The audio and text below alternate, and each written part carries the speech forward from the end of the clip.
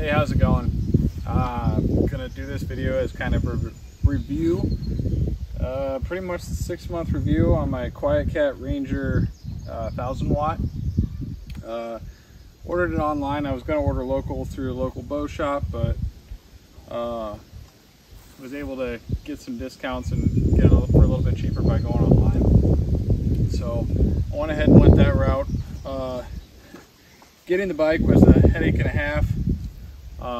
As far as the shipping goes, nothing on QuietKat's end. It was on FedEx's end. I guess I talked to QuietKat customer support, and I guess out west there, FedEx is the king and UPS is the most unreliable thing in the world, and you flip-flop to our area and FedEx is the biggest headache you'll ever deal with, and UPS is the most reliable thing. So aside from that, that was my biggest headache, and honestly it was so frustrating at one point I damn near wanted to just be done with it and decide I'm not going to have an e-bike. But that's just was getting frustrated with it. But aside from that, now that I've had it for about 6 months, I was able to use it scouting turkeys. I was able to use it for turkey hunting, and then just riding it around a bunch. I do a lot of urban hunting too, and being able to take bike trails and then bouncing off some of those bike trails, going back in some of the areas I urban hunt with this. It's been pretty nice and convenient. A lot of bees everywhere, sorry guys. Really nice and convenient. Couple of things I did add, I'll go ahead and show you. All right, so here's the QuietKat Ranger 1000, like I was just saying. So a few of the things I added to it, I added this back rack. I didn't want to spend all the money that the bike companies sell those specific racks. So I spent about 20-30 bucks and just got a milk crate, painted it, threw it on the back. Right now it's still temporarily held on with zip ties. That's just because there's times I need it, times I don't. I've taken it off and had a buddy ride on the back there during turkey hunting season. I'm 230, 6'2", he's 6 something, 180 pounds. I mean, it held both of us without an issue. This is welded. All the attachment points are welded there, so there's no worry about that. I think it's rated for like 300 pounds. So that I need to find a better solution, I guess, for holding it, but for now that works excellent. No issues. Went and picked up just a simple bike cable lock with a combination from a local bike shop, and that has worked just fine for that. One thing I do like about it, if I can get to focus here, damn.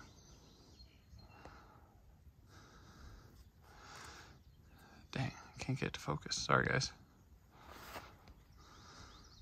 So this is just able to push this button and this lock comes off there. So it's a nice spot to just hold your lock and not really have to worry about anything. Yeah, it's a bike lock. That's the end of the day. That's all it is. The other thing I added was the gun mount, bow mount. It held my trimmer today. It held the rake today while I was doing mock scrapes. No problems with that. Like I said, I got them fenders, front and rear. Best accessory that you could probably add on from the factory. Well worth it. It's kept a lot of mud, water, everything off me. This thing does have the 5 speeds. 5th speed will get you on flat surfaces with a guy my size up to about 25 miles an hour. If you're hunting, 2 is plenty. I have no reason to go over a 2-speed while I'm hunting. It does have a throttle there. I don't even have to pedal. I could just sit here and hit that throttle and go with it. That's a really nice feature about it, and I'll go into why. So this is a Ranger, a lower price model, and part of the reason is because it doesn't have a mid-drive. Well, that's awesome for Iowa. Colorado, you're going to want to go with something a little bit different. But for Iowa and anything flat, this is perfect because since it's not a mid-drive, as you can see, went through a lot of weeds and everything today and did not need to pedal, use a chain whatsoever. I could have taken this chain, thrown it completely off the bike and not had to worry about it. It's all hub driven in the back, so I could just sit there on that throttle, or I can just lightly pedal and make that sensor move in there, and it'll be giving me power the whole way through. I can lose a chain, I can get stuff jammed up in all these sprockets, and I can still get to wherever I need to go. I know guys who have had the mid drives that they're freaking awesome, because for pulling bigger loads and stuff, then you can use the gearing to your advantage instead of having to just power up on your computer up there. But they were having issues of, as soon as you go through tall grass or something and you get grass stuck in here, then you're having to stop and take grass out and deal with all that, and it's not really practical. Like I said, this is great for Iowa. I'd say a mid-drive is great for anywhere where you have to do some climbing or some serious hauling. You got to buy for what you're going to be doing. I'm sure this would do all right for some things out west, but I know there's better options when you get to dealing with that.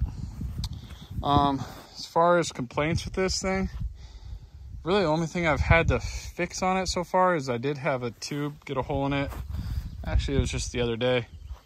I think I got a thorn or something and just poked it. It was simple enough, and that was even the rear tire taken off with all electronics you had to disconnect and everything. I think it was still a one-man job, and maybe, I don't know, I think I had it replaced and back on the bike in 15 minutes.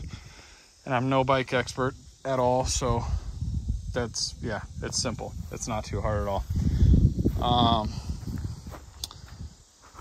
Yeah. Brakes, I was having some issues turkey season with them squealing. I got some stuff that I threw on there. I think it's like Squeal Off is what it's called. It comes in a little white thing I got on it, a little white like canister I got on Amazon. I followed the directions for that, treated the brakes, and it's been a couple months now of riding, and those are absolutely silent. Even if they're wet, you don't have to worry about it. But I'll show you a couple of clips maybe of some of the stuff this thing goes through. And yeah, if you guys have any questions, drop a comment down below, send me a message, whatever, and I'll be happy to answer anything I can. But as far as me, for my use, so far, I'd say after 6 months, I'm still going to give that thing at least a 4 out of 5 star.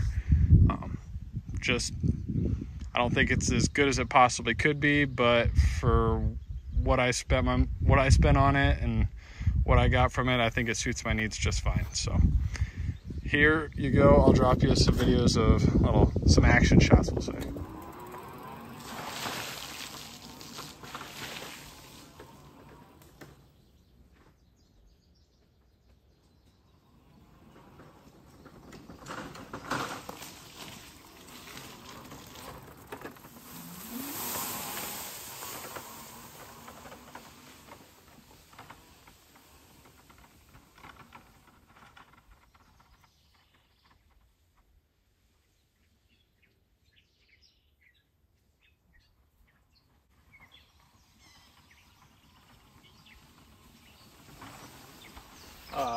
All in all, as you can see, it can go through tall grass.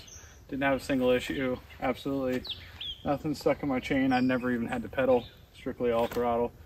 Mud, that was very mild. I've had it going through a creek before where the water was up to about here. So right at the bottom of my battery, but the hub was completely underwater. Yeah. So it's waterproof. Things goes through mud without an issue. Fenders did great. You can see there's no mud kicked up anywhere on my back rack or anything. It's literally, this was the only spot that ever got touched with mud. So fenders work great. Handles through mud, handles through water, handles through tall grass, and obviously it handles your normal trail just fine. I would say if you're in the market, I know they are pricey, but I think they're gonna pay off this fall and kind of get me back to a lot more spots that I wouldn't have typically just wanted to go or made the decision to go. It's going to make that conscious decision of, hey, is it worth going back all this way? Well, who cares now? Because now it's easy to go back this way, so I'll just do it. Kind of a poor excuse, I guess, but at the end of the day, it makes it easier and it gets you out there, so it gets you more time spent in the tree stand, less time walking to and from. So I think it's worth it. Go ahead and pick yourself up one. I don't have any sponsorship with them or anything like that, no affiliation whatsoever, so name dropping me isn't going to do a thing. But I think you will enjoy it. I know there's some people who don't like them, but so far my experience has been positive once shipping was over with. We'll warn you, if you're dealing with FedEx, be really patient because they're going to need it. FedEx sucks. But QuietKat so far is awesome. And I remember the lady I talked to with customer service at QuietKat, she was great. She's actually was a graduate from University of Iowa, which is 15 minutes from where I grew up, and they're all the way out west somewhere. So that was pretty cool to actually like be talking to someone local while I was trying to deal with it, and not some Chinese telephone self-help company freaking a million miles away. So it was pretty nice. Go ahead and get you one, and have fun hunting.